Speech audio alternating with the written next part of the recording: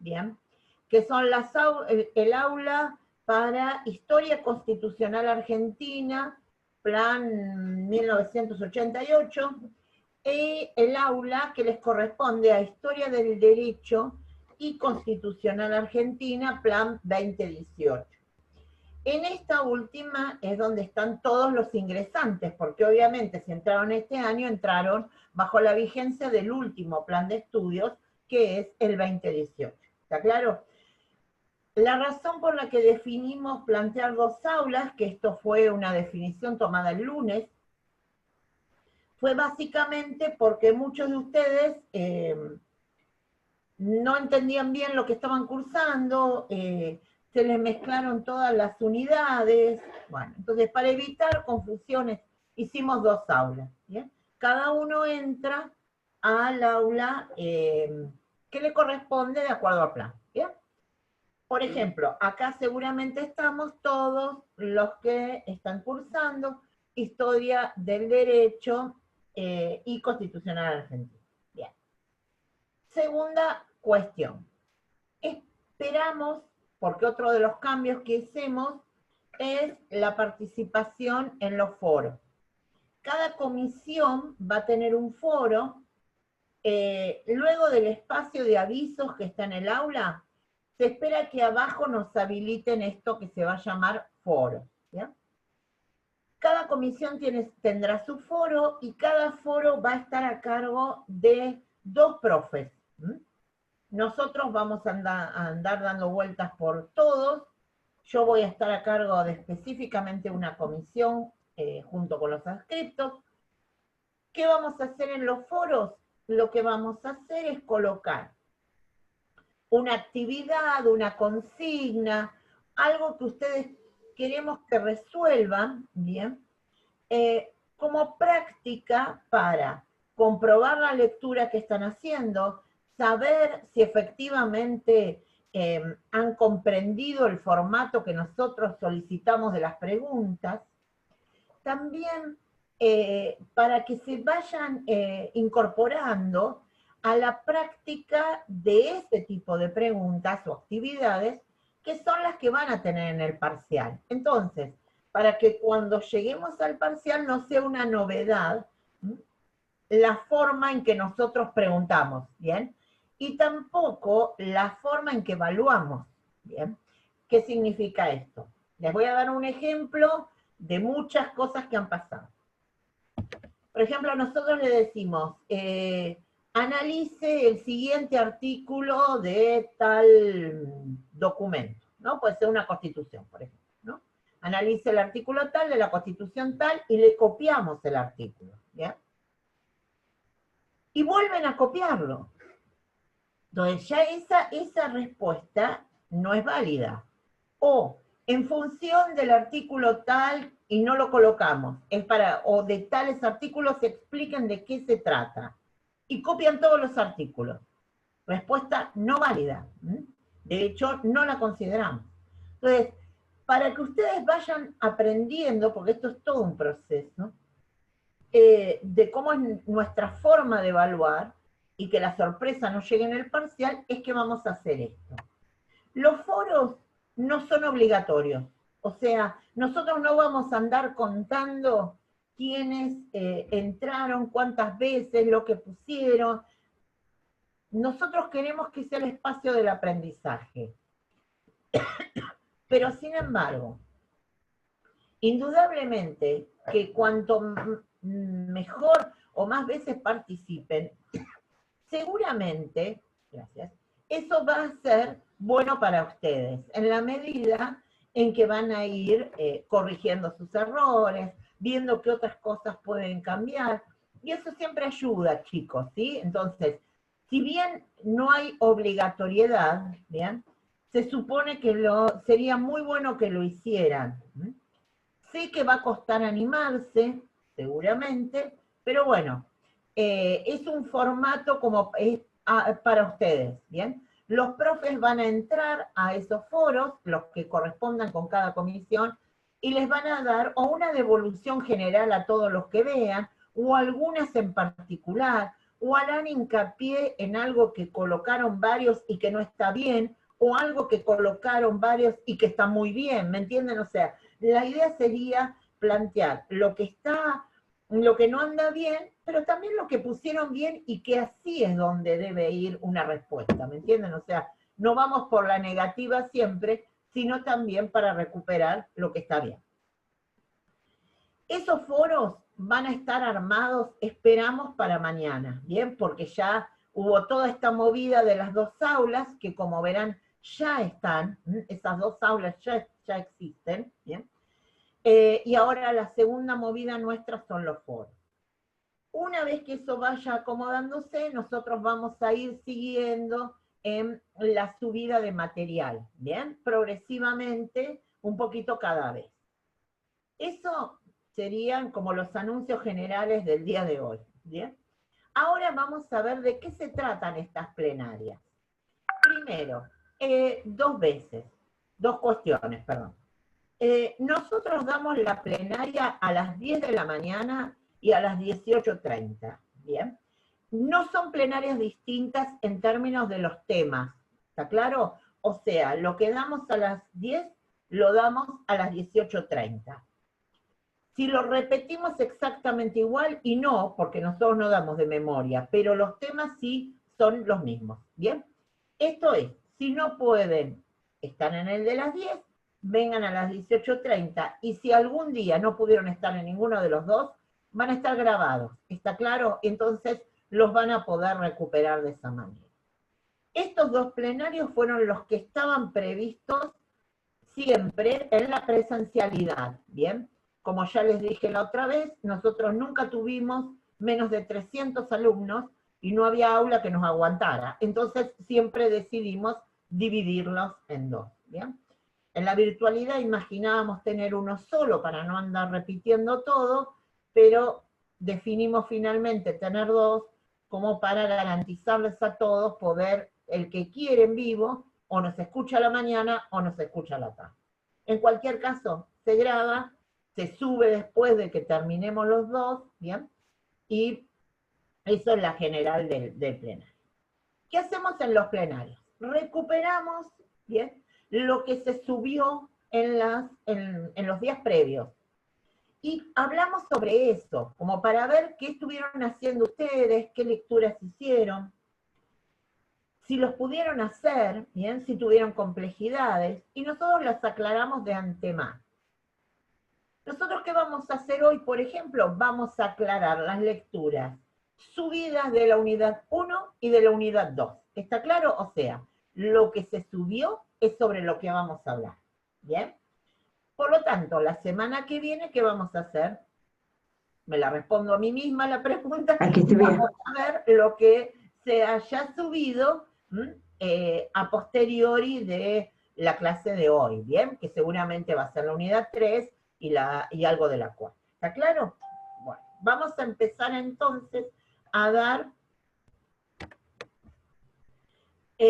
vamos a empezar a dar la unidad número 1. La unidad número 1... Vamos a aclarar un punto antes de seguir. No era mi intención, pues ya les dije, dejen de preguntar en paralelo porque confunden. Pero acá hay alguien que está preguntando y me parece pertinente aclararlo. Ayer en la comunicación que se dio, se especificó que estos plenarios de los miércoles en estos horarios iban a ser para historia del derecho. Y que en relación a historia constitucional argentina, ¿bien?, íbamos a poner otros que vamos a acordar después que esté ubicada el aula. El aula se armó hoy, ¿está claro? Y por esa razón, ya eso lo señalamos. Lo que no pusimos todavía es un horario, dado que todavía no teníamos ni arreglada el aula para poder comunicarnos. Pero en el comunicado de ayer, cuando todavía estaban juntos, ya se identificó la situación.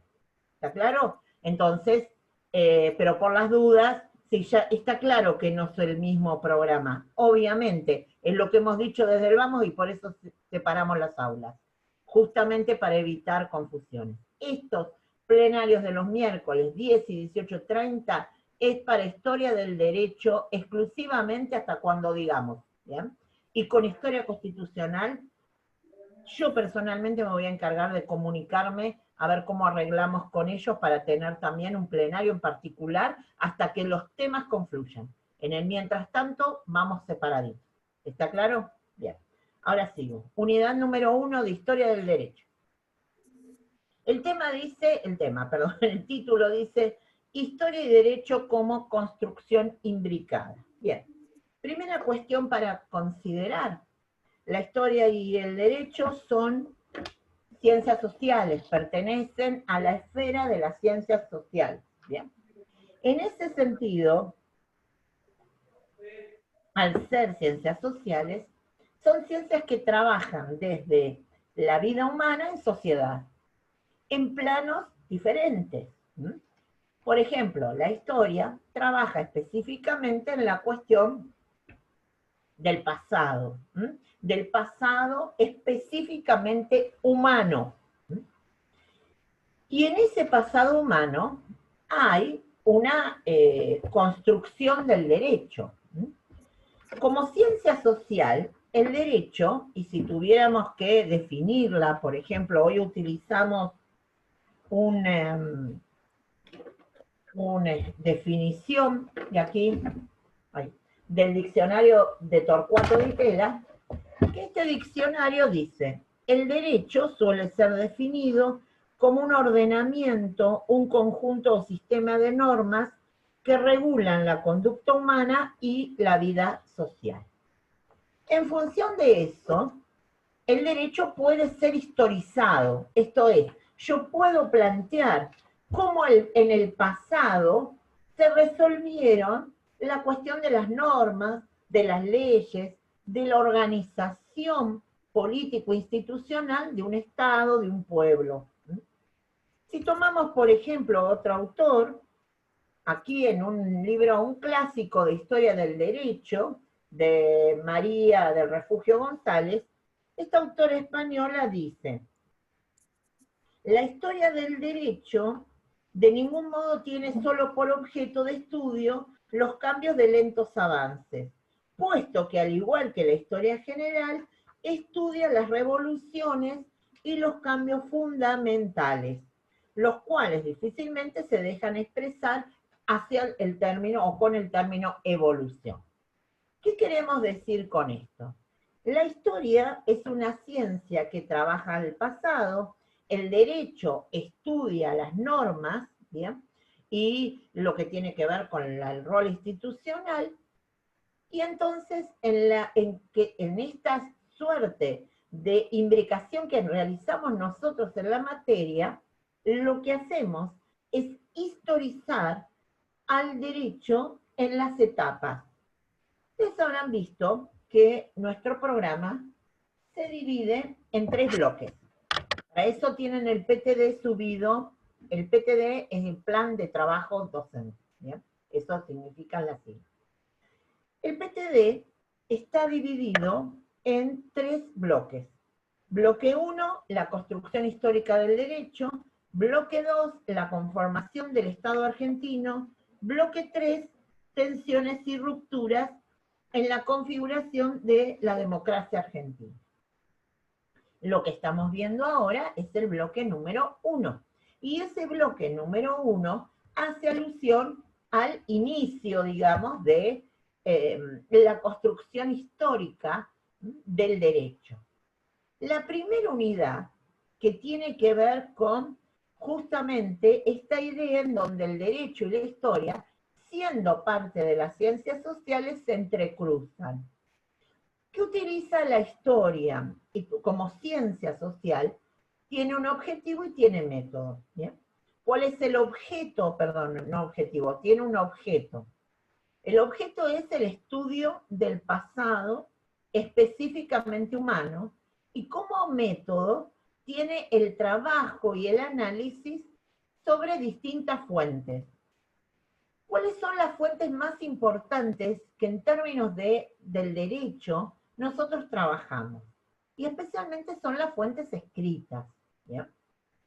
Y que nos dan cuenta de un momento en particular y una expresión en particular de esa cultura, o de ese pueblo, o de esa organización del Estado. En ese sentido, además de las fuentes escritas, nosotros tenemos en la historia interpretaciones que tienen que ver con el análisis de distintos tipos de documentos o de fuentes.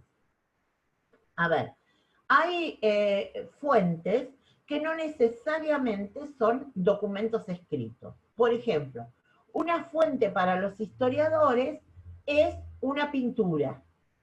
¿Por qué? Porque de pronto una pintura que da cuenta de la vida de una familia nos demuestra determinadas características, por ejemplo, de cómo vivían, qué vestían, cuál era su situación social, qué características tenía, por ejemplo, la mujer y los niños. O sea, una pintura nos puede dar cuenta de la vida cotidiana, incluso. Una pintura, por ejemplo, política. Voy a plantear una que la pueden buscar en cualquier lado, que es la coronación de Napoleón, ¿no?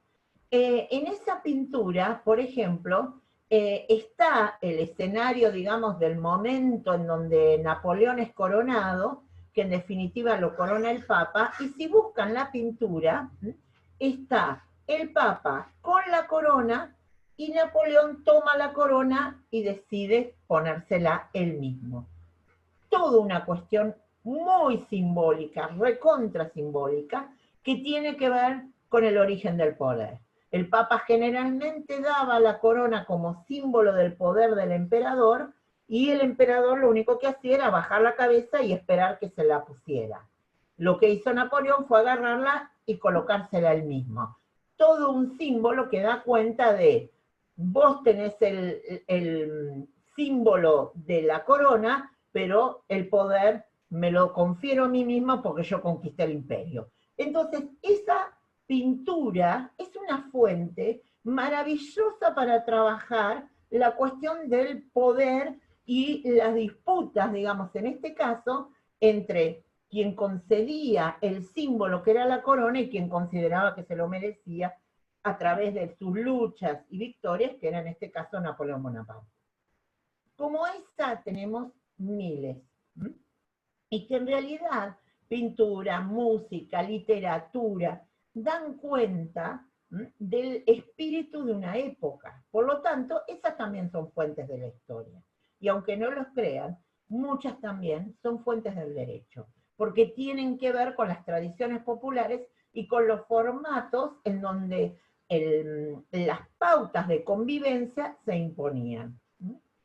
En este sentido, entonces, cuando hablamos de la construcción histórica del derecho, decimos el derecho tiene etapas sobre las cuales vamos a trabajar en todo este primer bloque. En el punto 1.2 de la unidad 1 se dice concepciones históricas, y acá es donde aparece el texto de Elías Palti, que sé que no es uno, ni va a ser uno de sus favoritos. Realmente Elías Palti es un autor, digamos, que escribe muy bien, pero en términos profundamente académicos, y especialmente para un público académico. Hoy por hoy Elías Palti es uno de los mejores historiadores que tiene nuestro país. Y en ese punto, este artículo, que ha sido polémico, es un artículo en donde él define el recorrido que hacen los nuevos formatos de historia sobre el cual nosotros trabajamos, ¿bien? Y que no lo andamos diciendo todo el tiempo, pero que cuando ustedes vayan a trabajar sobre algunos autores que vamos a tener en las lecturas en unidades posteriores, remiten específicamente a varias de estas construcciones de las miradas sobre la historia, por ejemplo, la historia de las ideas, ¿bien? Y que de pronto nosotros no vamos a estar señalando la pertenencia, pero ustedes saben que estos son los formatos en que se están trabajando. Primera cuestión que me interesa resaltar del texto de Palti, este punto de la llamada Escuela de Cambridge y el giro lingüístico, pero especialmente a propósito de un autor, que es Lovejoy, que es el que define esta noción o característica de las ideas. ¿Bien? Un punto de la lectura, ustedes van a ver que dice, las ideas tienen la capacidad de migrar, trasladándose de una época a otra, de una cultura a otra, de una disciplina a otra, etc., cobrando así sentidos diversos. ¿Qué queremos decir con esto? Bueno, que indudablemente una idea que de pronto se instala en un momento determinado, como construcción del pensamiento, atraviesa el tiempo, el espacio, y se coloca en un lugar en donde ahí migra y mueve y se comprende de una manera con sus características particulares. Pongo un ejemplo. Nosotros cuando lleguemos a trabajar el romanticismo, la generación romántica en 1837, por ejemplo, vamos a hablar del romanticismo, obviamente, y vamos a caracterizar a algunos de esos autores, como Esteban Echeverría, como Juan Bautista Alberdi, mientras fue perteneciente a la generación romántica en esa etapa de su vida, pero el romanticismo es un movimiento filosófico de origen francés, y en Francia tuvo características particulares que cuando es tomado por distintas personas y autores a lo largo del mundo, adquiere características absolutamente quizás distintas. Bien, entonces, vamos a decir, por ejemplo, los románticos franceses partían de estas ideas. Y nosotros, ¿qué hacemos nosotros con esa definición de que los franceses hacían? Y bueno, de pronto la adaptamos. ¿Bien? Esas ideas iniciales cobran una vida diferente cuando llegaron acá. ¿Por qué? Porque la historia de este país, en 1837, tenía muy pocos años de vida y había que plantear otras diferencias y otros planos que obviamente no eran los de Francia de 1837, ni por casualidad. Otra de las cuestiones que me permito recuperar es desde el texto de Palti, es un autor que es Lewis Namier, que es alguien perteneciente a la historia de los anales, que es una historia o una corriente historiográfica francesa, que lo que me interesa que sepan es que es la primera, digamos, es la corriente que trabaja una nueva forma de ver la sociedad y el análisis de la sociedad en la historia. ¿Bien? Ellos fueron uno de los primeros que empezaron con esta idea de decir, corrámonos de los documentos escritos, ahí no está la voz de todos, ¿dónde está la voz del resto de la gente que vivía en un determinado momento? ¿Bien? Esta idea de la búsqueda de la voz de los sin voz es parte de la tradición de Anales. Y ellos fueron, por ejemplo, quienes empezaron con esta cuestión de busquemos otras fuentes que nos digan qué le pasaba a la sociedad en una época, ¿bien? Y ahí es donde aparece la pintura, la arquitectura, la música, para dar cuenta de qué es lo que ocurría en un mundo en determinado momento. Y en ese mundo en determinado momento viene una palabra que nosotros vamos a usar hasta el hartazgo. Prepárense porque 2x3 nos sale así a borbotones y queremos que sepan que esta es nuestra construcción historiográfica a la cual partimos. Es la palabra contexto. ¿Bien? En Palti, el contexto dice, siguiendo a un autor que es Skinner, dice, el contexto al que Skinner se refiere es el conjunto de convenciones que delimitan el rango de las afirmaciones disponibles a un autor determinado en las condiciones semánticas de producción de un texto. ¿Qué quiere decir con esto?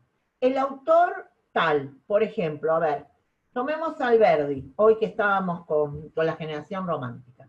Tomemos a Alberdi. Yo puedo tomar 2 textos de Alberdi. Puedo tomar muchísimos, porque además hay que reconocer que Alberdi escribía, pero envidiable la capacidad para escribir que tenía. Pero Alberdi, cuando escribe el fragmento preliminar al estudio del derecho, está inmerso en el pensamiento romántico. Y ahí plasma algunas ideas que en algún punto continúa posteriormente y en otras no continúa más. Cuando escribe Bases, retoma algunas de las ideas que planteaba cuando pertenecía a la generación romántica y otras que nunca había aparecido. O cuando da la última de sus conferencias en la Facultad de Derecho en la década del 80 y plantea una idea impresionante en relación al futuro, digamos, de la ciudadanía y de la democracia, no tiene nada que ver con el fragmento preliminar ni con las bases. Y uno podría decir entonces, ni qué decir las cartas donde se peleaba con Sarmiento. Uno quiere decir, ¿qué le pasó a Alberdi en todo ese tiempo? Le pasó la vida y le pasó el contexto. Le pasó todo lo que le pasó a la sociedad argentina en ese tiempo. Y él era receptivo a eso, era receptivo a esos cambios. Cuando Alberdi escribió el fragmento preliminar, estaba bajo Rosas. Cuando plantea las bases, Rosas ha caído y hay que pensar una constitución para todos. Son 2 Alberdis en ese punto. Pero también la historia, el contexto general, social, político, económico, cambió rotundamente. Otra cuestión que también vamos a ser muy, muy fuertes, es una parte, Paltin, me resulta muy interesante cuando juego entre la noción de ideas y la noción de concepto. Dice Paltin, las ideas son intemporales. Lo que las historiza es la aplicación en un contexto determinado. ¿Ya? Y evidentemente jugamos con esto que habíamos hablado del romanticismo. El concepto, bien, dice Palti también, siguiendo a otro autor que se llama Koselleck, que trabaja una línea que es la historia conceptual, dice el concepto es la capacidad de trascender y su contexto originario y proyectarse en el tiempo. Concepto. Y ahí ponen un ejemplo. El concepto Estado. El concepto Estado, yo puedo hablar del Estado en Roma, en la Roma antigua. Bien. Que no va a ser lo mismo que si yo hablo del Estado fascista, que también tiene lugar en el contexto italiano, en un tiempo totalmente diferente. Y sin embargo, el concepto es Estado, pero la capacidad de trascender el tiempo tiene que ver cómo se cruza en un contexto determinado. Revolución. Yo digo Revolución de Mayo, y no es lo mismo que estoy planteando para decir la Revolución cubana o la Revolución francesa. Es solamente una cuestión de ubicación geográfica. No, no es solamente una cuestión de ubicación geográfica. Es la ubicación social, es el contexto socioeconómico, cultural de un determinado lugar y decimos que es revolución. Pero ¿saben qué? También hablamos de que el neolítico es una revolución, que no tiene nada que ver con una revolución del estilo de nuestra Revolución de Mayo, por ejemplo. ¿Bien? Que obviamente tuvo características muy particulares, que incluso es disímil a todos los procesos revolucionarios de ruptura del orden colonial. Hablando de esta idea de proceso, voy a recuperar algo que quizás han visto en Políticos y la Cruzada, que es la distinción entre hecho y proceso. Por ejemplo, y tomo un caso de nuestro país que por ahí es más fácil para que nos ubiquemos todos. Un hecho es el 25 de mayo de 1810. El proceso revolucionario que lleva al 25 de mayo es un proceso de largo plazo. No es el proceso de la semana de mayo. ¿Está claro? Es un proceso mucho más al centro incluso del mundo virreinal. A cuestiones o rebeliones que se produjeron en el mundo virreinal o acontecimientos que se produjeron en la propia Buenos Aires, como las invasiones inglesas, por ejemplo. Entonces, el proceso es el largo tiempo, ¿ya? El hecho es el acontecimiento, es por ahí el día en donde todo ese proceso contenido explota, si estamos hablando de una revolución. ¿Y qué dice la lectura de Palti al respecto? Dice, la historia conceptual son los procesos de largo plazo. Lo que nosotros trabajamos en historia conceptual son justamente estas cuestiones del largo plazo. Finalmente, el texto de Palti trabaja un punto que es la historia de las ideas en América Latina. Por un lado, va a hablar de Leopoldo Sea, como uno de los primeros que trabajó las ideas en nuestra América, y luego trabaja sobre François Guérin, y donde especifica distintos desplazamientos que plantea Guérin en relación a desplazamientos conceptuales que tienen lugar en nuestra América. Sobre eso vamos a retomar alguna vez, especialmente en la unidad 6, porque tiene que ver con lo que se dice de influencias ideológicas en el proceso de ruptura del mundo colonial, o después tiene que ver con la definición por una forma de gobierno democrática, y la democracia y la cuestión republicana, que es una cuestión posterior, y en donde Guérin trabaja sobre las influencias y las rupturas y los aportes que América Latina hace más allá de toda la influencia europea. El punto 1.3, que habla de historia y memoria, tiene que ver con alguna cuestión que también necesitamos brevemente definir. La memoria en realidad tiene un lado individual, todos nosotros tenemos nuestra propia memoria, y tiene una construcción colectiva, que es la que hacemos todos nosotros. ¿Cómo se cruzan la historia y la memoria? La historia es la ciencia que define la posibilidad de reconstruir a propósito de distintas fuentes y testimonios un proceso determinado. Cuando hablamos de memoria, estamos haciendo especial hincapié en gobiernos asociados a gobiernos autoritarios, ¿bien? Y por eso hay una fuerte vinculación entre memoria y derechos humanos. La memoria, como la historia, trabaja sobre los testimonios, trabaja sobre lo que aquellos que fueron, por ejemplo, víctimas de un proceso de violación a los derechos humanos, dan cuenta. ¿Qué hace la historia? Trabaja a partir de esto y reconstruye ese momento. Nosotros vamos a ver algo de esto especialmente en algo que llamamos contenidos interbloques, en donde, por ejemplo, en el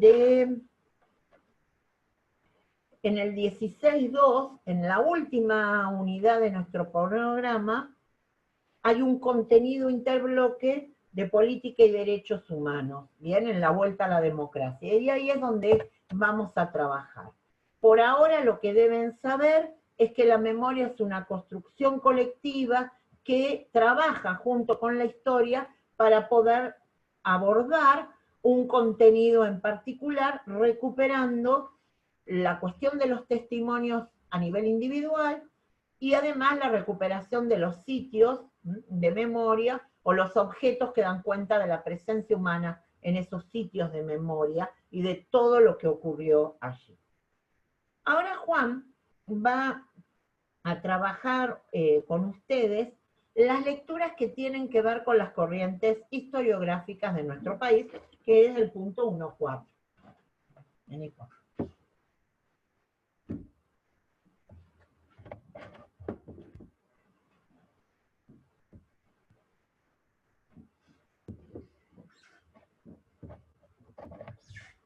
Hola, buenas tardes para todos y todas. Bueno, como decía Alfonsina, justamente en este punto 1.4, las corrientes historiográficas, ¿no? ¿Y de qué hablamos cuando hablamos de una corriente historiográfica? Son las orientaciones para abordar el estudio de la historia como ciencia. ¿Mm?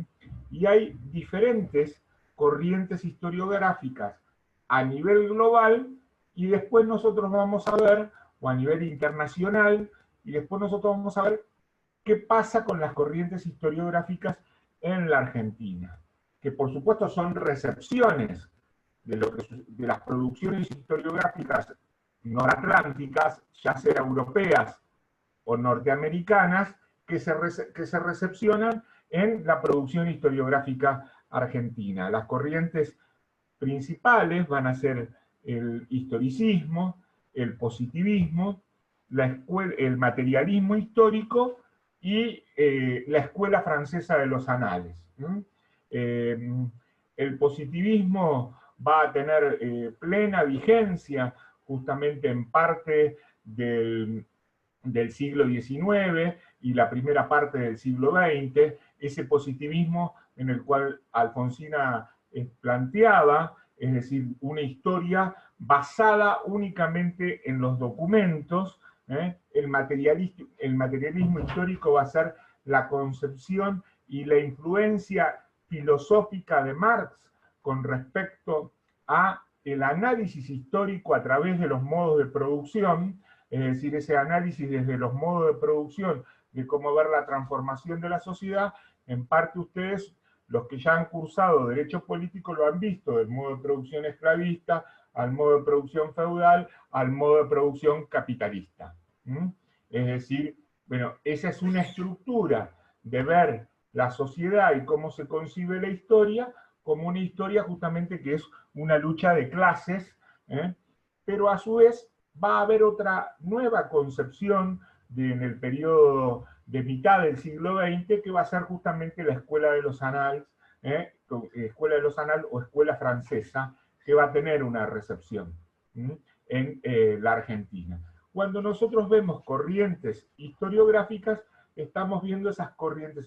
¿Qué pasa en la Argentina? Y ustedes tienen un artículo que justamente colgado ahí, que es el artículo que plantea Devoto y Nora Pagano, Historia de la Historiografía Argentina, a cargo de Lucas Bruschetti. Y dice que es una reseña. Seguramente muchos de ustedes han leído reseñas y saben lo que es una reseña, u otros por ahí les ha llegado que era una reseña, pero no lo conocían. Entonces vamos a refrescar, a compartir en este diálogo con ustedes qué es una reseña. Una reseña va a ser una noción, un comentario de un libro, donde marca sus criterios y también sus críticas, los aportes conceptuales, lo novedoso que tiene, la hipótesis central del libro, y dónde se publica. En general, se publica en revistas científicas o publicaciones académicas. También en determinados medios de comunicación, como puede ser la prensa escrita o medios gráficos, en este sentido, existen comentarios críticos de libros. Ustedes, digamos, van a encontrar en su formación como abogados, en el diario de la ley, digamos que es una editorial jurídica, las novedades. Y muchas veces dentro de esas novedades, que son los nuevos libros que han salido, plantea las características principales de la obra y algún comentario crítico. Es decir, tiene un formato esa reseña. No puede pasar de 8 o 9 carillas, algunas por supuesto que son más cortas, y a veces el que realice la reseña hasta tiene un comentario crítico, tensiona el debate, ¿no? Bueno, eso para plantear qué significa una reseña en este sentido. Ahora vamos a ver este artículo de Lucas Brochetti y ver por otro lado cuáles son las corrientes historiográficas en la Argentina, que en este texto Fernando Devoto y Nora Pagano, son dos historiadores académicos, ya habían tenido un texto anterior sobre historia de la historiografía argentina, publicado a mediados de los 90 por Centro Editor, y justamente van a plantear cuál es la primera corriente historiográfica, ¿no? Cuál es la primera visión de la historia, y justamente acá va a aparecer la figura de alguien que es un historiador para su tiempo, para su contexto, pero a su vez es un hombre político también. Y también participa de campañas militares y va a llegar a la presidencia, que justamente va a ser Bartolomé Mitre, que va a plantear una concepción de la historia. Y acá, ¿qué es lo que nosotros estamos viendo también? Esta idea de los procesos. Las corrientes historiográficas van a marcar la idea de proceso histórico, las tensiones y las rupturas. Van a poder identificar esas tensiones y rupturas que se ven, y es lo que nosotros cuando Alfonsina recién decía, vamos a ver el contexto, no nos acostamos una noche coloniales el 24 y nos despertamos el 25 en una revolución. Por eso, en una concepción historiográfica de las más recientes, digamos, de las últimas del siglo XX, ustedes van a ver que van a hablar de la década revolucionaria, que también está planteado en el PTD de esta manera, que va a ser uno de los primeros que va a plantear esa idea de década revolucionaria, justamente va a ser, entre otros, Tulio Alperín Dondi. ¿Y qué va a significar estas tensiones de estas corrientes historiográficas? ¿Cómo periodizan o qué hacen eje? Entonces, cuando vos vas a analizar la situación revolucionaria, algunos van a hacer eje en las invasiones inglesas como un ejemplo del inicio de la crisis del orden colonial, y otros solamente lo van a dirimir en la Semana de Mayo. Las corrientes historiográficas en la Argentina, volviendo a la historia de la academia, liderada en una primera etapa por Bartolomé Mitre, va a ser eje en qué? En que tenía que construir una idea de argentinidad. ¿Qué va a significar esto? Lo vamos a ver un poquito más adelante también. Buscar en el pasado una historia común, un relato común. Ustedes en Derecho Político vieron esa idea de nación, cómo se construye una nación, y bueno, la historia, va a decir otro historiador, por ahí algunos lo conocen, o han leído algún artículo, como Eric Hobsbawm, va a decir que se inventan tradiciones, hay una invención de las tradiciones, una producción intelectual.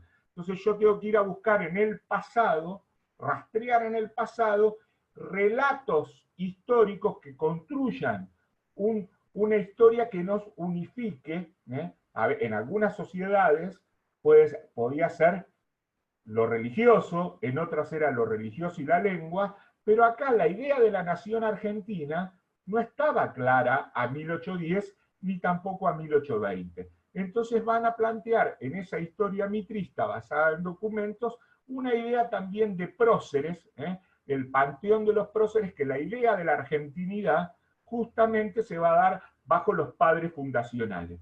Y van a ver una línea, Mayo, Caseros, ¿no? Y la historia pone como eje en el movimiento revolucionario de Mayo. Una historia surgida, y que por ahí algunos de ustedes conocen, tiene una rápida adhesión. Nosotros acá estamos haciendo una descripción académica de las mismas, es la historia revisionista, que también se ha caracterizado por el modo de distribución de la producción de la historia revisionista. Y por otro lado, por el tipo de lenguaje.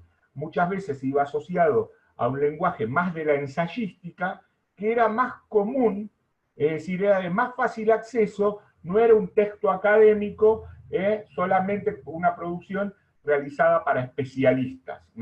¿Cuándo va a surgir esa historia revisionista, que es una producción de impacto local?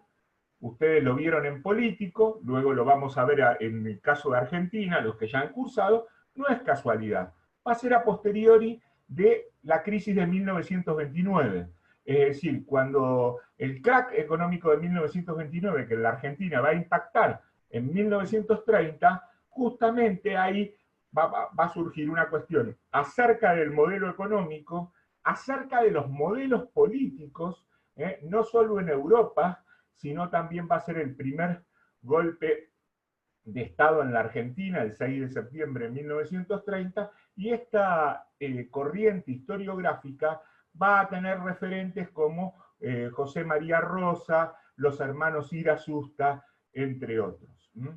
Entonces, ¿por qué yo digo el tipo de distribución? Porque era de cómo, es un tema interesante para ver cómo se accede a ese bien cultural, cómo se accede a ese libro de historia, a esa enciclopedia, que muchas veces se accedía porque había vendedores que timbreaban las puertas de sus casas y el pago se realizaba en cuotas. Es decir, no existía todavía, para los que son muy jovencitos, los sub-20, vamos a poner el formato del e-commerce, de Mercado Pago, Mercado Libre, Amazon, no. Había, y estaba orientada en ese sentido. Y también en las casas, que ustedes por ahí lo pueden encontrar en la casa de sus abuelos, que a veces se encuentran colecciones de historia, enciclopedias, que a veces también servían de apoyo para el tránsito de la escuela primaria más allá del libro de texto. Esa segunda corriente historiográfica va a discutir ¿qué? Va a discutir Rosas, entre otras cosas.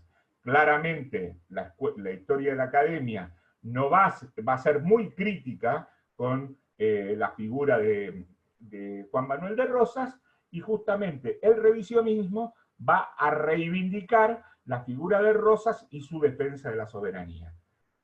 ¿Cómo impactan los contextos? Hay una tercera corriente historiográfica, que va a ser, digamos, la historia académica, en ese sentido, que va a surgir a finales de la década del 50 y principio de los 60, donde está orientada una historia que va a tener la característica de dialogar con otras disciplinas de las ciencias sociales, con influencia de la sociología, con influencia de la ciencia política, con influencia de la economía.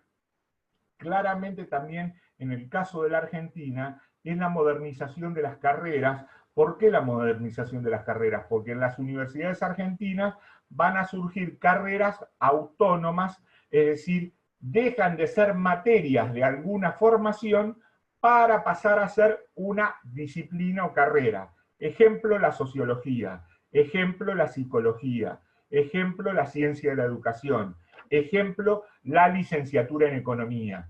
Es decir, antes eran materias, o así, una, dos, o una orientación de otra formación, y claramente esa concepción de ciencias sociales y de modernización de la universidad llega, entre otros, bajo la figura de Gino Germani, y con otro autor que por ahí trabajaron algunas cuestiones que tengan que ver en derecho político, que es un historiador como José Luis Romero. Justamente José Luis Romero va a ser un impulsor de la escuela de los annales, de esa tradición francesa, de la tradición de Brodel en la Argentina, y va a marcar esa historia que se va a iniciar en la década finales de la década del 50, parte de la década del 60, pero como dijo Alfonsina, también en las corrientes historiográficas impactan los contextos. Y eso lo dice el texto de Bruschetti. ¿Por qué va a decir eso? Porque hay un hecho que es significativo, que va a ser el golpe de 1963 que va a liderar Juan Carlos de Onganía, de 66, perdón. En 1966, ese golpe de Onganía va a tener un hecho trascendente, que nosotros lo vamos a ver en la asignatura también, conocido como la Noche de los Bastones Largos. Esa Noche de los Bastones Largos, que es la intervención militar en las universidades, se inicia en la Facultad de Ciencias Exactas y va a generar una masiva renuncia de investigadores y científicos, y esto va a generar que esa modernización, esa corriente historiográfica se detenga. ¿Por qué se detiene?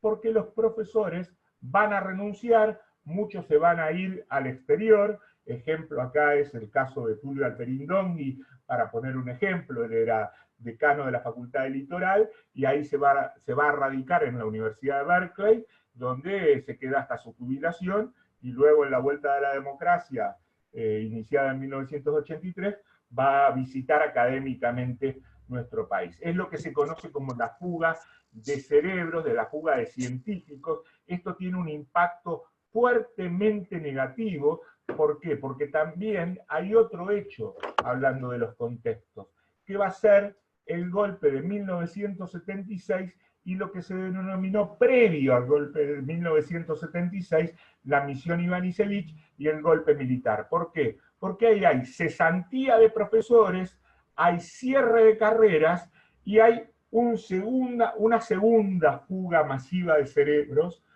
que se van de nuestro país. Entonces esa producción se va a detener en esta historia académica. Por eso nosotros, cuando vamos avanzando en las lecturas, vamos a encontrar los textos de Marcela Ternavasio, los textos de Hilda Sábato, los textos de Alejandro Cataruza, donde justamente referencian a esta nueva concepción de la historia académica, que entre otros tiene un referente como Tulio Alperindongui, que yo justamente planteaba el tema de la década revolucionaria, otro referente como José Carlos Chiaramonte, y que van a tener también la influencia de las otras ciencias sociales. En el caso nuestro siempre vamos a hacer mucho eje en la concepción de lo político. Entonces toman categorías. Es decir, en este artículo, justamente Bruschetti lo que va a plantear es hacer un análisis de la obra y también le va a dar un aporte crítico. Va a decir, nos toca las últimas producciones historiográficas, qué pasa con los herederos de la nueva izquierda, pero bueno, eso no es lo central, esta cuestión de los herederos, pero sí ver estas interpretaciones. ¿Por qué es importante esto? Porque cuando nosotros avanzamos en la asignatura y vamos a ir a analizar el proceso revolucionario de Mayo, o vamos a ver qué pasa en la generación del 80, claramente ahí hay debates acerca de concepciones historiográficas, que también es un ejercicio que muchas veces nosotros realizamos en las evaluaciones. Es decir, cuando ustedes van a contrastar, van a tener que debatir entre diferentes autores. Y ahí pueden ver justamente cómo va construyendo esa forma de investigación. Es decir, queda entonces, para ir sintetizando, una corriente historiográfica, justamente en la Argentina son tres. La primera es la heredera de Mitre, la que se conforma con la historia de la academia, va a tener diferentes generaciones. Acá también va a haber una influencia claramente en la principio del siglo XX del positivismo, en ese sentido. Luego va a venir el revisionismo a partir de la década del 30 y principio de la década del 40, donde van a tener herederos. Hay historiadores revisionistas que tienen presencia y producción hasta el día de hoy, entre otros Norberto Galasso, para poner un ejemplo, José María Rosa, que era una historia que muchas veces se encuentran en las casas de algunos de ustedes.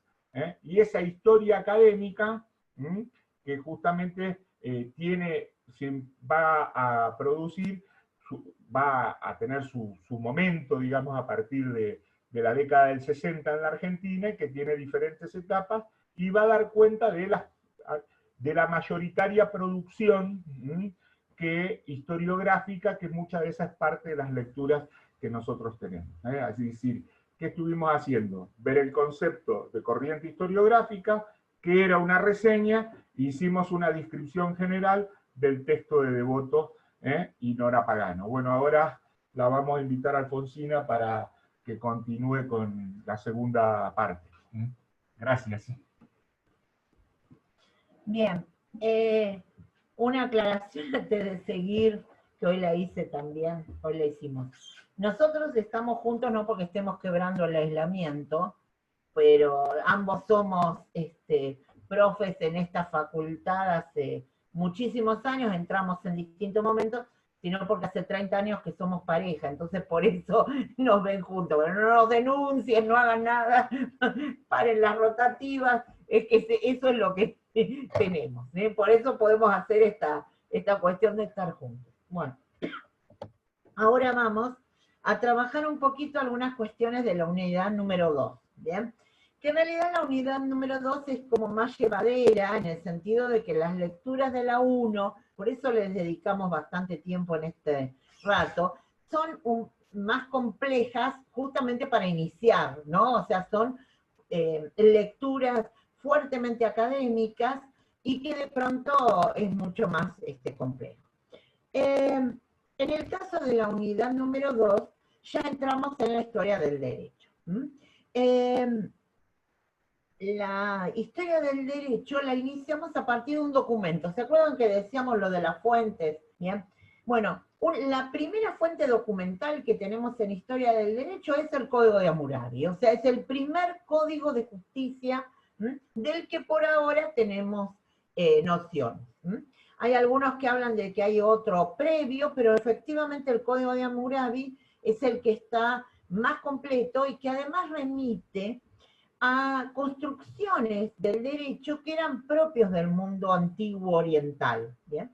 Cuando hablo del mundo antiguo oriental, estoy englobando también al derecho hebreo, porque cuando hablamos del derecho y tomar a la Biblia como fuente jurídica, de lo que estamos diciendo es que todos sabemos que es un texto religioso, ¿bien? Pero que también oficiaba al interior de ese pueblo de las pautas y normas de convivencia que ese pueblo tenía. ¿Está claro? Entonces, desde ese lugar es una fuente jurídica. ¿Por qué? Porque ordena y define qué es lo que es válido y qué es lo que no es válido.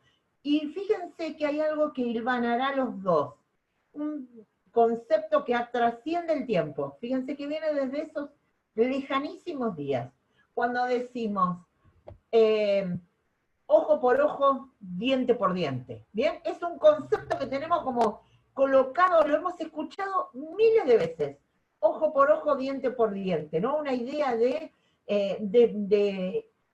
se hace una cuestión, se comete un delito y se debe pagar de la misma manera, ¿no? Entonces, ustedes van al Código de Hammurabi y dice, si un arquitecto construye mal una propiedad y esa propiedad se cae, bueno, sobre el hijo de él que estaba ahí viviendo en esa casa, ¿qué hay que hacer? Hay que matar al hijo del arquitecto o a un familiar cercano. Esta idea del ojo por ojo, esta idea de haces una cosa, pagás idéntico, de la forma más idéntica posible. Bueno, ¿qué tienen para esto? Primero tienen el Código de Hammurabi ahí en la lectura, y después lo tienen a un profe nuestro, a Norberto Soler, que también les da, ¿no?, la clase en términos de microclase sobre el Código de Hammurabi, así que no pueden decir que no tienen material ahí. Tienen el código y tienen a Norberto hablando del código y explicándoles. ¿Qué pasa cuando llegamos al mundo griego? Bueno, ahí en el mundo griego tenemos algunas cuestiones puntuales. A ver, primera cuestión, el mundo griego en sí es un espacio políticamente dividido en polis, ciudades. Las polis eran ciudades-estado.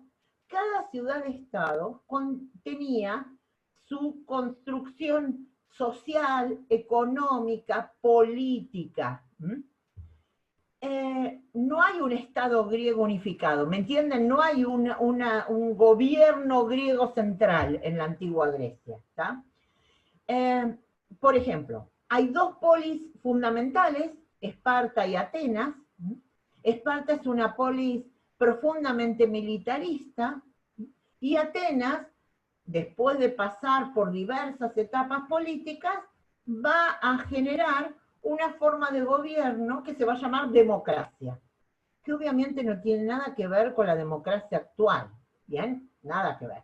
Pero sí con esa construcción de la democracia como gobierno del pueblo, en un concepto como pueblo que no es lo mismo cuando lo definían los atenienses que lo que definimos nosotros hoy por pueblo. Volviendo a esta idea, ¿se acuerdan que planteamos de los conceptos que atraviesan el tiempo y que dice pueblo pero no significa siempre lo mismo y tiene que ver con el contexto en el que está? Bueno, ahí está la idea del gobierno del pueblo. El gobierno del pueblo de los atenienses era el gobierno de los nacidos en Atenas, hijos de los fundadores, bueno, obviamente ni los esclavos, ni los extranjeros, ni nadie por el estilo. Por lo tanto, cuando ustedes tienen para trabajar los puntos 2.3 y 2.4, tienen el texto de Mejías Quirós, que está subido en la página, en el aula.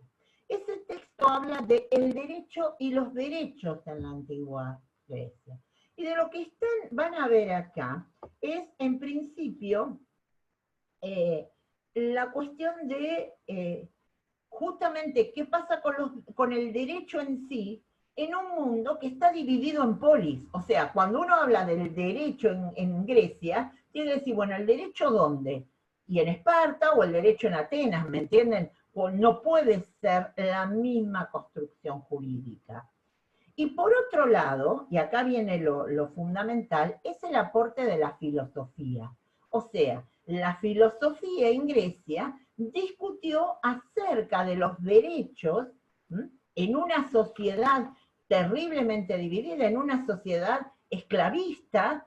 Si cursaron derecho político habrán visto que este es el periodo que se corresponde con el esclavismo, otros más, o sea, Roma también, pero en este caso estamos hablando del mundo griego. ¿Y qué es lo que hablamos en este texto? Ustedes en este texto van a encontrar autores clásicos de la filosofía que tienen que ver con qué aportes hacen en relación al derecho y a los derechos. Por ejemplo, en una de las partes, yo lo que acá hacemos es lo general, ¿bien? O sea, lo que estamos hablando es de lo general para que ustedes después, cuando vuelvan a la lectura o la lean por primera vez, sepan, bueno, ahí es donde yo tengo que buscar, ahí tengo que hacer hincapié. Por ejemplo, en la República de Platón, dice el autor que Platón evita incursionar profundamente en esta idea del orden jurídico superior. Pero sin embargo, en otro texto que se llama Las leyes, presenta al nomos como el orden por excelencia. Y además da una idea de justicia. Entonces, acá tenemos uno de los principales filósofos del mundo antiguo en general, y de Grecia en particular, que evidentemente hasta el nombre de su obra da cuenta o tiene que ver con lo jurídico y con el derecho, ¿está claro? Entonces, desde ese lugar, ¿qué es lo que está haciendo Mejías Quirós? Dice, bueno, el derecho y los derechos en Grecia lo tenemos que ver desde los filósofos y desde las obras que la filosofía ha aportado, ¿bien? ¿Por qué esto es clave? Porque cuando ustedes en breve, en las próximas cuestiones que subamos, veamos Roma, Roma es una construcción totalmente distinta, ¿me entienden? No hay el fenómeno de las ciudades-estado. Hay un estado unificado, hay etapas de monarquía, república, imperio. Hay conflictos sociales que se resuelven en construcciones jurídicas y en definiciones institucionales. Es totalmente distinto el panorama. ¿Está claro? Entonces, lo que ustedes tienen que rastrear en la lectura de Mejías Quirós es cuando trabaja específicamente el tema de el aporte de los filósofos a la idea del derecho y los derechos. Por ejemplo, una parte el autor dice, los griegos, el que los griegos carecieran de la noción de derechos individuales no significa que no protegieran determinadas libertades, facultades de obrar o bienes personales que para nuestra mentalidad no pueden constituir otra categoría más que la de derechos individuales. Claro, pero ellos no lo llamaron así. Volvemos a lo que decíamos antes de los conceptos y de las ideas, ¿me entienden? No tenían la definición de derechos individuales como las tenemos hoy, pero estaban hablando de eso, ¿está claro? O sea, habían hecho sus aportes, pero esos aportes vienen de la mano de la filosofía, ¿bien? En cambio, en Roma van a venir de la mano específicamente del derecho, porque Roma es la cuna del derecho en sí misma, ¿me entienden? Entonces, ahí hay una gran diferencia que seguramente cuando arranquemos a ver el mundo griego a partir, no, perdón, el romano, a partir de la unidad 3, va a quedar clarísimo, va a quedar clarísimo en las etapas, va a quedar clarísimo en los aportes. Fíjense que nosotros en Roma vamos a ver, no sé, la ley de las 12 tablas, vamos a hablar de los plebiscitos, vamos a trabajar ya documentos jurídicos específicos, cuestión que no hacemos en el mundo griego, porque el aporte pasa por otro lugar, ¿está claro? Pasa más por la cuestión de la filosofía. Y en el mundo oriental, el código que analizamos y vemos, y ahí tienen la clase de Norberto para dedicarse a ello, es el código de Hammurabi, en el sentido de tomar algunas de esas partes, bueno, Norberto lo realiza, como para poder seguirlo como corresponde.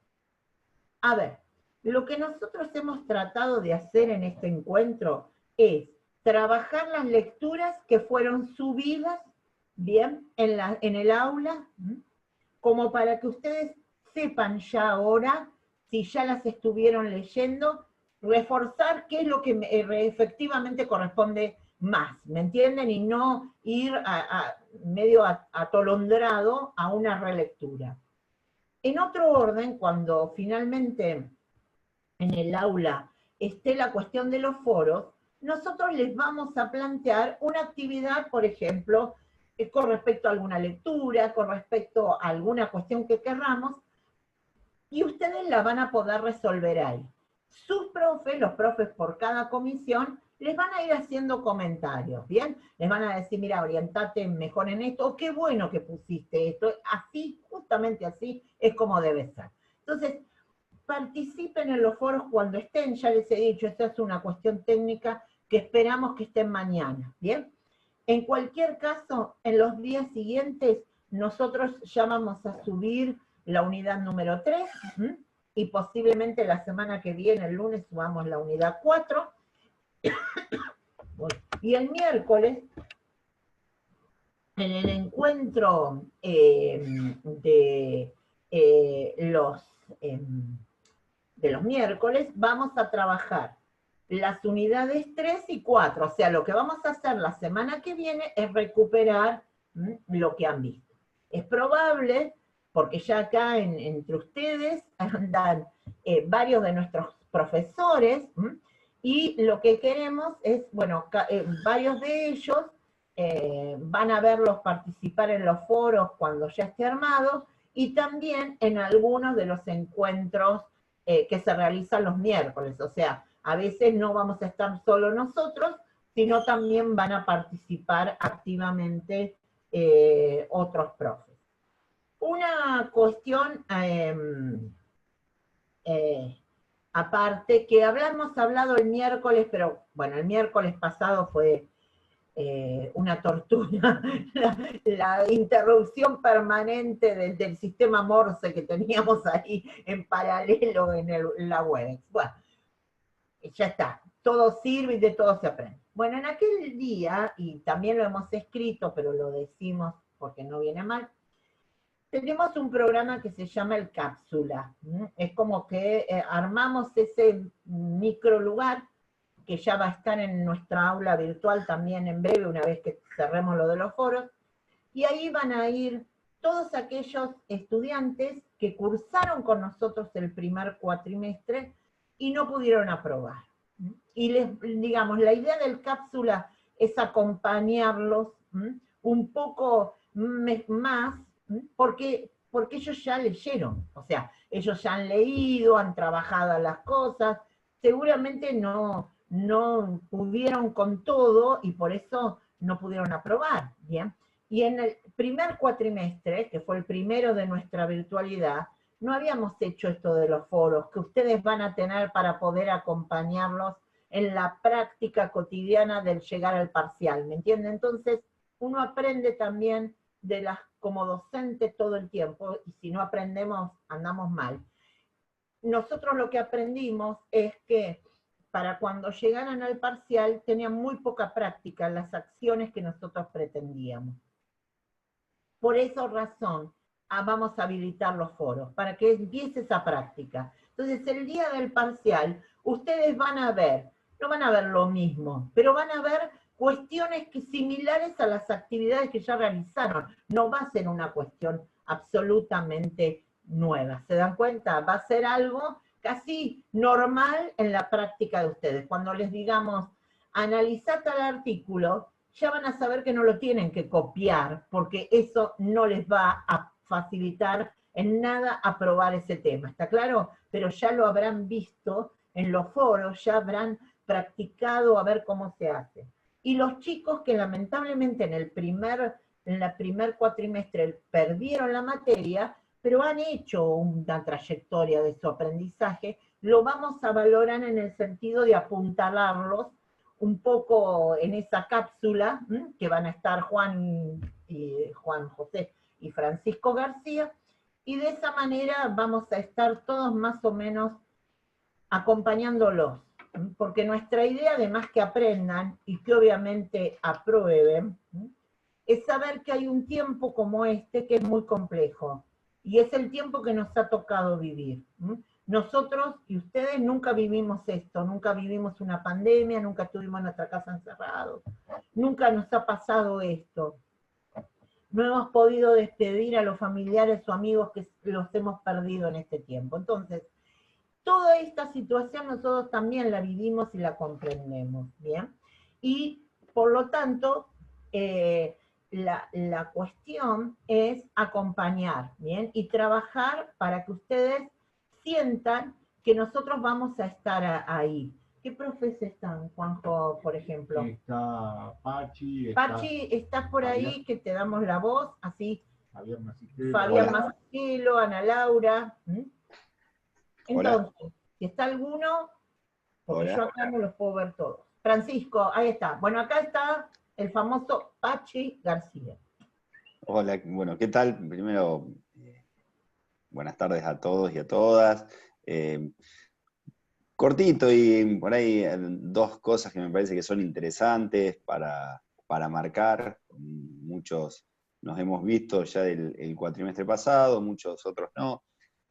Marcar que me parece que en todo esto que se vio en esta clase, que a veces uno les va mirando las caritas y ponen hasta caras raras o con lecturas que son en algunos puntos complejos, entender además que esta es una materia que necesariamente ustedes la tienen que ver no solo porque es una materia formativa, sino por el hecho de que cada ruptura, cada contexto, cada proceso, lo que genera son cambios especialmente normativos, cambios de leyes, y además entender esos procesos hace que razonemos y pensemos en por qué se producen esos cambios.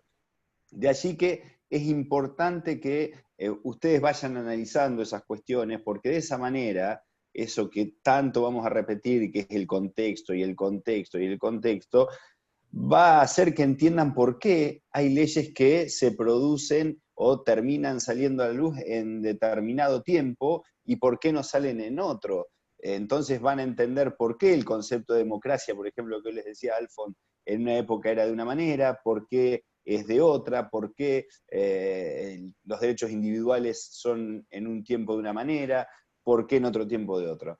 Esto tiene que ver con la historia y con la relación con las otras materias y con ese famoso contexto, Y ustedes van a ser abogados y necesariamente cada vez que tengan que resolver alguna cuestión van a tener que entender el contexto del caso a resolver.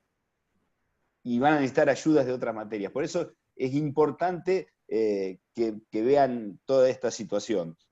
Y recalcarles algo que hoy les decía a la mañana, que me parece que es importante. Los que ya vienen de la facultad o los que han cursado otras materias, tienen que entender que este formato que tenemos es distinto al presencial. ¿Y ello qué implica? Implica básicamente que la forma de tomar examen no es la misma. Por eso es fundamental que ustedes lean todo el contenido, que vayan organizándose la materia, porque el día del examen nosotros no les vamos a pedir que repitan como loros nada, porque no es el objetivo. El objetivo es que analicen, que ese proceso de conocimiento que van llevando adelante hasta el momento del examen les permita analizar una lectura, analizar un determinado hecho, interpretar una norma, porque, a ver, si les preguntan, por ejemplo, analizar un determinado tema con relación al golpe del 66, conforme lo hace determinado autor. No es lo mismo poner lo que se produjo como si fuera nada más que un relato de los hechos, sino que lo que tienen que interpretar, por ejemplo, es el análisis que hace ese autor. Bueno, todo este proceso es el que vamos a tratar de ir trabajando en los foros, pero tengan en cuenta eso porque es fundamental y es algo en lo que se tienen que programar. La forma de rendir examen no es la misma que la presencialidad. Ustedes van a tener un examen que es a libro abierto. Por ende, no le vamos a preguntar cosas que las copian y las pegan. Sería muy malo de nuestra parte y además sería algo perjudicial para ustedes, porque el objetivo de cualquier materia es que ustedes aprendan. Y aprender de tomar el conocimiento y apropiárselo. Así que, la verdad, chicos, estudien todos los días. Nos quedan 4 semanas para el parcial. No es para asustarlos ni nada, pero esto requiere necesariamente de organización. Así que pónganse las pilas y esperemos acompañarlos y que puedan aprobar todos. Sí, nosotros los acompañamos de muchas maneras y verán que estamos trabajando para que con los foros, por ejemplo, es un nuevo formato que vamos a hacer. Pachi y Juan van a estar en el cápsula y también dando vueltas por los grupos, como todos los profes nuestros, ¿bien? Para eso estamos. Y los miércoles, ya les dije, vamos a utilizarlos para recuperar lo que estuvieron leyendo, ¿sí? O sea, ténganlo a mano, si lo pudieron imprimir, si lo tienen en una carpeta para poder ir viéndolo. Tomen nota, ¿bien? Tengan algo para seguirlo. Si bien nosotros grabamos tanto la de la mañana como la de esta, siempre es bueno tomar nota, ¿sí? Y porque hay algunas cuestiones que en el momento es como que uno las ve más presentes que después cuando las puedo observar después. Cuando quieran, podemos, digamos, empiecen a hacer alguna pregunta por el chat.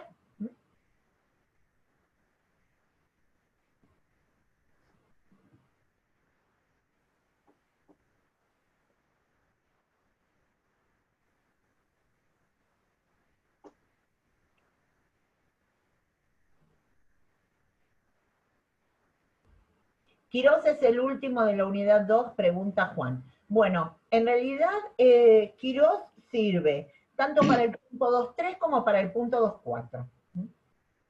Ahí está Horacio Vidal. Horacio, compañero nuestro. Hola. Hola, ¿Qué tal? Buenas tardes. a todos. Bueno, Horacio, ¿se me escucha? ¿Se me escucha? Se escucha cortado, Horacio. Sí, bueno, solo brevemente, completando lo que has dicho vos y lo que dijo también Francisco, la clase ha sido muy didáctica, creo que esto del foro es un experimento, pero acá lo importante, ¿no? Tal cual dijo Pachi, creo que independientemente de que se pueda hablar de que una materia histórica, obviamente que el día de mañana no va a terminar por definir un juicio ganarlo o perderlo, ¿no es cierto?, los que ejercen la profesión, básicamente es importante que en cada contexto histórico institucional se den cuenta o que puedan apreciar la normativa, la distinta constitución, los distintos fenómenos, la variación que ha tenido en nuestra historia, los distintos personajes, y básicamente tratar de apreciar a cada personalidad, a la que vamos a analizar. Hablemos de Rosas, por ejemplo, de Sarmiento, personalidades polémicas, hay que tratar de verlas en el determinado momento en que se estaba desarrollando el país, y cómo las cosas se fueron, mimetizando y transformando a través del tiempo. Y es importante que también puedan evaluar la normativa, tal como dije, del contexto histórico en el cual ha aparecido. Creo que se van a entusiasmar. Cada uno que quiera leer más, obviamente, tiene mucha más capacidad de lectura, pero estamos experimentando todos y creo que va a ser un cuatrimestre entretenido para los chicos.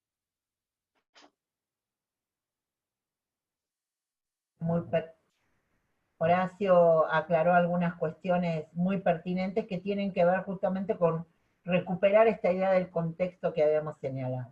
En relación a algunas preguntas que están apareciendo, nosotros no seguimos, si bien ordenamos por punto, no tenemos toda la bibliografía para cada uno de los puntos. Para eso tenemos las clases, las microclases, la bibliografía en general, ¿está? Porque si le pusiéramos una bibliografía a cada punto, seríamos los más odiados, no sé si del mundo mundial, digamos, más o menos. Hay algunas cuestiones en relación a Annales que me permito aclarar. Annales es una corriente historiográfica francesa que tiene distintas etapas dentro de la misma.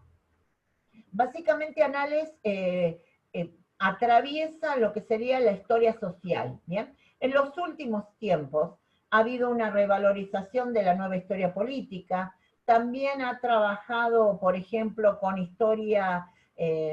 Annales fue una de las primeras corrientes historiográficas que recuperó la historia de las mujeres, la historia de los niños, la historia de la vida cotidiana. ¿Bien? Cuando acá alguien pregunta en relación a Romero, Romero no corresponde a la historia de Annales en términos de la corriente historiográfica francesa. Lo que sí, evidentemente, autores como Romero recuperan la tradición instalada desde Annales en la recuperación de la historia social, ¿bien?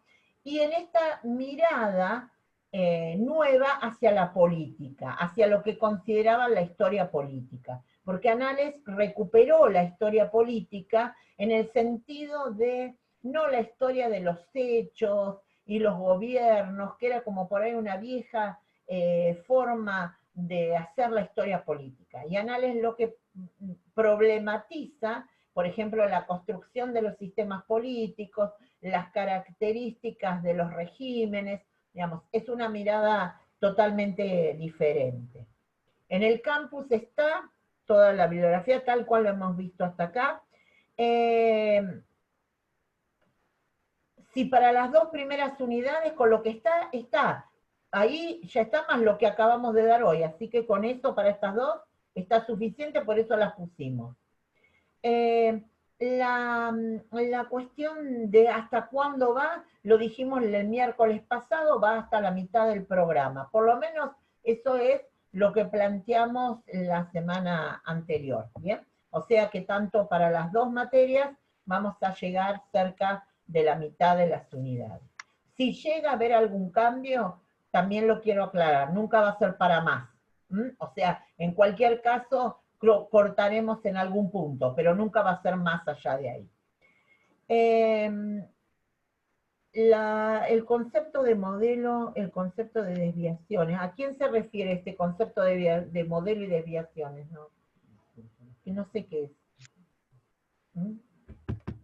Pero que, cuando dicen las 3 etapas de historizar el derecho, ¿a quién está diciendo?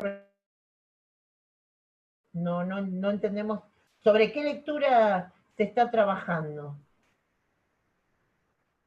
Si lo pueden aclarar, así lo podemos contestar. Bueno, Aún no me aparece, pone alguien en la versión, la nueva división en el campus.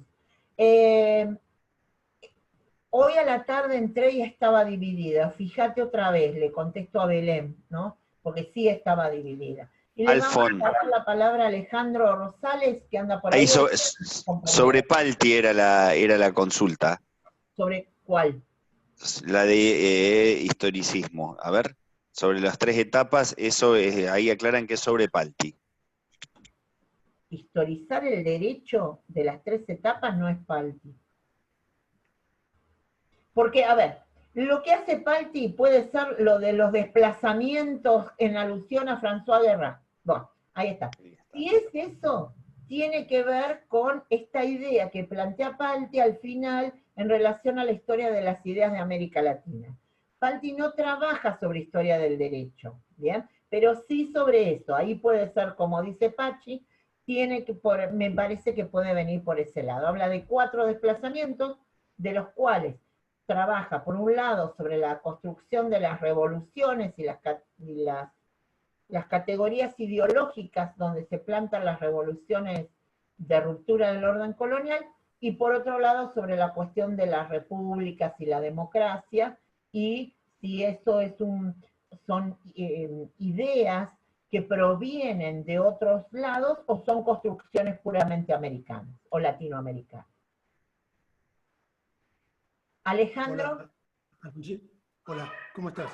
Bueno, saludo a todos, compañeros, los que están presentes, a los alumnos. Yo solamente quería decirles, chicos, que la materia es muy extensa. Llévenla, si me permiten, con rienda corta. No esperen al último momento. Es muy larga, les aseguro. Si se dejan pasar el tiempo, se les va a hacer muy difícil. Va a llegar el momento del parcial y van a tener mucha lectura, no van a llegar a leer todo. Entonces, les digo, por favor, que estén muy presentes, lean, sigan la materia. Por supuesto, todos los docentes en todas las materias dicen lo mismo, pero les aseguro que esta es muy, muy extensa. También les quiero decir que aprovechen tanto la oportunidad que les da la universidad pública y gratuita de estudiar, y aprovechen a los docentes, aprovechennos a nosotros. Tienen consultas que tengan, nosotros cobramos un sueldo, un salario, justamente para ayudarlos a ustedes. Así que aprovechennos dentro de lo posible, dentro de este mecanismo. Lamentablemente, el otro día lo hablábamos con Alfonsina justamente, entendemos lo importante que es la presencialidad del docente, sobre todo en primer año, el poder estar con los alumnos, que nos conozcan, guiarlos, aconsejarlos, y de esta manera un tanto fría, distante, se hace difícil. Pero bueno, dentro de las posibilidades, chicos, que ofrece la tecnología, aprovechennos. Vamos a estar siempre ahí con ustedes. Nuestro deseo no solamente es que aprendan, también que aprueben. Esto no es una competencia entre nosotros, entre el docente y el alumno. Nosotros queremos que les vaya bien. Nuestro esfuerzo está dirigido a eso, que aprendan y aprovechen y aprueben la materia. Así que bueno, aprovecho de nuevo para saludarlos y mucha suerte. Cuenten con nosotros. Gracias, Ale. Hay otra profe, Ana Laura, que también se va a presentar con usted. Hola, buenas tardes a todos y a todas. Bueno, mi nombre, como dijo Alfonsina, es Ana Laura Vulcano y voy a estar con ustedes este cuatrimestre. Siguiendo un poco los conceptos de Alejandro, que recién les dijo, ustedes saben que el país está pasando una situación, unas horas un poco complicadas. Y ustedes y nosotros, como profesores, somos la clase privilegiada. Nosotros cobramos el salario todos los meses y ustedes tienen la posibilidad de estudiar. La universidad es pública y gratuita para nosotros, que cursamos o que nos hemos recibido. Pero los obreros, los profesionales, los ciudadanos y las ciudadanas pagan impuestos para que nosotros tengamos este privilegio, ¿no? Entonces, lo que hay que hacer es que estudiar, ¿no es cierto? Parece un consejo de ya un poco viejos, ¿no? Pero es la verdad. Siéntanse privilegiados. No todos tienen esta posibilidad. No todos tienen la posibilidad de tener, sabemos que todos estamos pasando situaciones complicadas y cada uno de ustedes, no los conocemos, pueden estar pasando una situación muy complicada, pero no dejamos de ser privilegiados. Así que bueno, los vamos a acompañar, que para nosotros también es un privilegio poder hacerlo. Gracias, Ana. Y en realidad tiene que ver con el compromiso que esta cátedra y todos sus miembros, los que hoy aparecieron, los otros que estuvieron a la mañana, los que van a aparecer en estos días también, tenemos un fuerte compromiso con la universidad pública y desde ese lugar siéntanse perfectamente acompañados. Una cuestión que alguno está preguntando y que nos olvidamos de decir, las guías de análisis que están subidas por unidad son las que acompañan en términos generales a la unidad. ¿Cómo pueden hacer ustedes? Bueno, cuando empiecen una unidad, empiezan con la guía de análisis, que les da el panorama general, luego pueden ir a las clases o las microclases, y luego a la bibliografía específica que se les ha subido, ¿bien? Por ejemplo, en la guía para el mundo, a la guía de la unidad número 2, hay una guía y tienen todo el panorama general, lo leen. Después, ¿qué hacen? Pueden ver la clase de Norberto Soler de el Código de Hammurabi, después toman la lectura del Código de Hammurabi. Después van a Quirós y a la cuestión de derecho y derechos en el mundo griego. Bien. Alfon, ¿me escuchás? Estamos viendo acá de Alejandra, ahí vamos, ok, es el aporte de los filósofos en Esparta y en Atenas. En realidad tienen que ver en los filósofos básicamente es en Atenas, y ya se van a dar cuenta que la lectura funciona específicamente para la cuestión de Atenas. Le damos la palabra a Octavio Herrera, que es uno de nuestros estudiantes que nos apoyan muchísimo desde el centro y en especial en nuestra materia. Okay. Buenas tardes, chicos, ¿cómo andan? ¿Me escuchan ahí? Sí. Como saben, yo estoy en todos los grupos de WhatsApp. Cualquier duda que tengan, me pueden preguntar a mí desde ahí. Hoy también, bueno, está Pachi. Así que cualquiera de los dos puede responder las preguntas. También sobre todo el material, y eso se lo podemos pasar nosotros. Y bueno, también por privado, por ahí si no, por ahí en el grupo de vergüenza, si me quieren preguntar por privado también, no va a haber ningún tipo de problema.